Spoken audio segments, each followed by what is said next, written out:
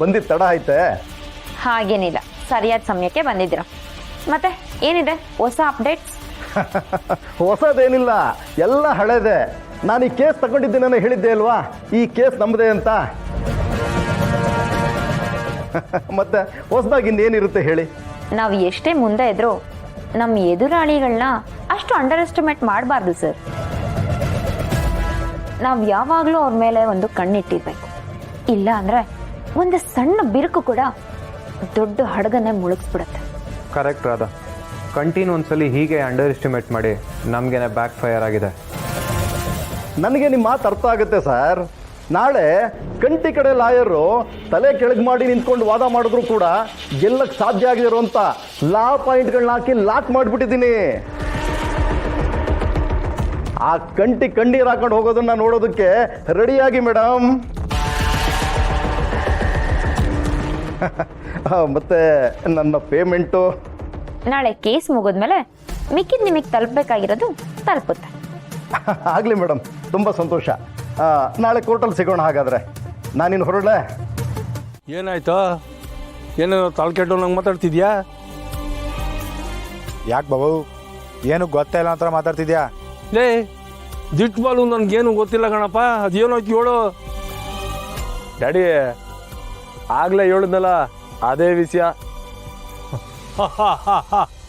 ಅಷ್ಟೇನಾ? ನಾನು ಇನ್ನೂ ಏನೇನೋ ಆಗೋಯ್ತು ಅಂದ್ಕೊಂಡ್ಬಿಟ್ಟಿದ್ದೆ. ಲೇ ನಡಿಲ್ಲ, ಮನೆಗೆ ಹೋಗೋ. ಇದ್ಯಾಕೆ ಬಾಬು ಹಿಂಗಾಗ್ತಿದ್ಯಾ?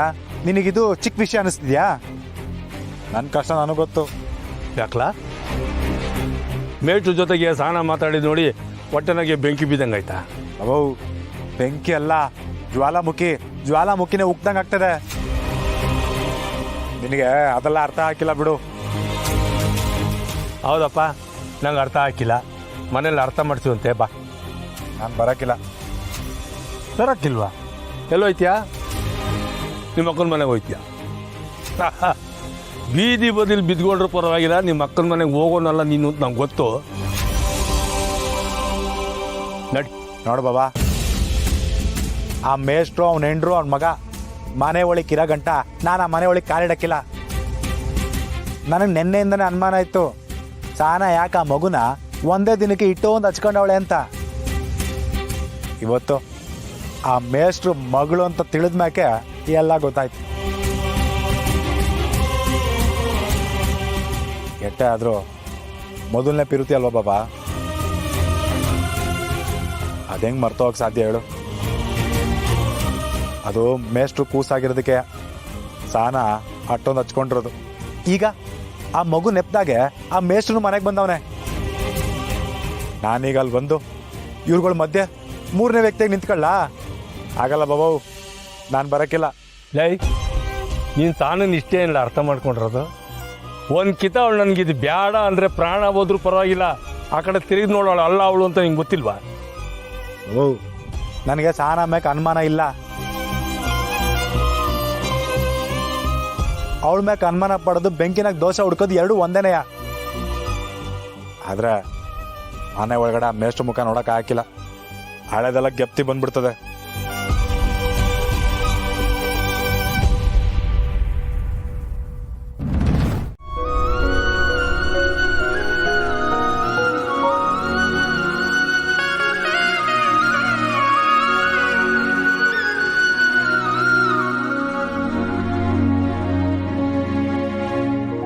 ವಿನೋದ್ ಅವ್ರೆ, ಕುಂತ್ಕೊಳ್ಳಿ.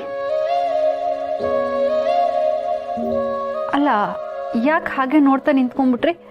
ಕುಂತ್ಕೊಳ್ಳಿ.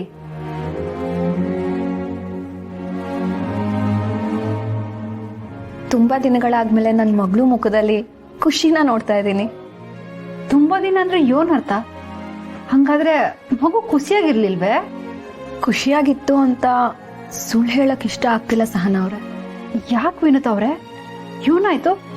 ಮನೆನಾಗ ಏನಾದ್ರೂ ತೊಂದ್ರೆನಾ? ಸಮಸ್ಯೆ ಇರೋದು ಮನೇಲಲ್ಲ, ಮನ್ಸಲ್ಲಿ. ಹಂಗಾರೆ ಮಗು ಹೇಳ್ದಂಗೆ ನೀವು ಮೇಸ್ರು ಚಂದಾಗಿಲ್ವೇ? ಅದಕ್ಕೆ ಮಗು ಮನೆ ಬಿಟ್ಟು ಬಂತಾ? ಮಗು ಮನೆ ಬಿಟ್ಟು ಬರೋಕೆ ಅದೊಂದೇ ಕಾರಣ ಅಂತ ಹೇಳೋಕ್ಕಾಗಲ್ಲ, ಆದ್ರೆ ಅದು ಒಂದು ಕಾರಣನೇ. ಒಂದು ಹೆಣ್ಣಿಗೆ ನೋವು ಕೊಟ್ಟ ಜಾಗ ಯಾವತ್ತೂ ನೆಮ್ಮದಿಯಾಗಿರಲ್ಲ ಅಂತ ಹೇಳ್ತಾರೆ. ಅದು ನನಗೆ ನಿಜ ಅನ್ನಿಸ್ತಿದೆ.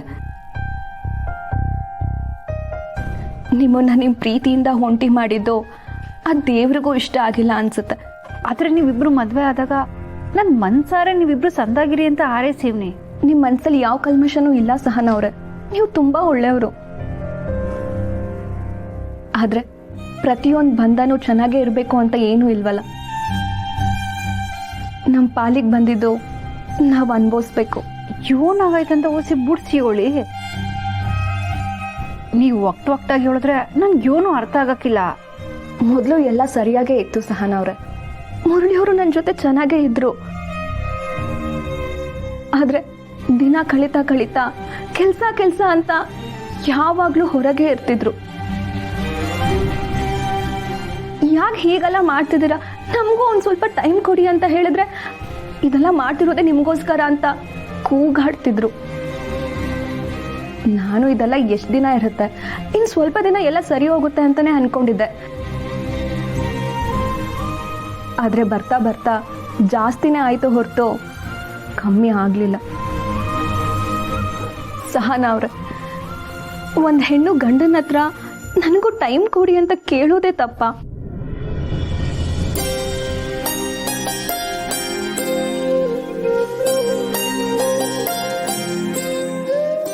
ಹಾಗೆ ಕೇಳಿದಕ್ಕೆ ಮುರಳಿ ಅವರು ತಪ್ಪು ನಂದೆ ಅಂತ ನನ್ನ ಜೊತೆ ಜಗಳ ಮಾಡ್ತಿದ್ರು.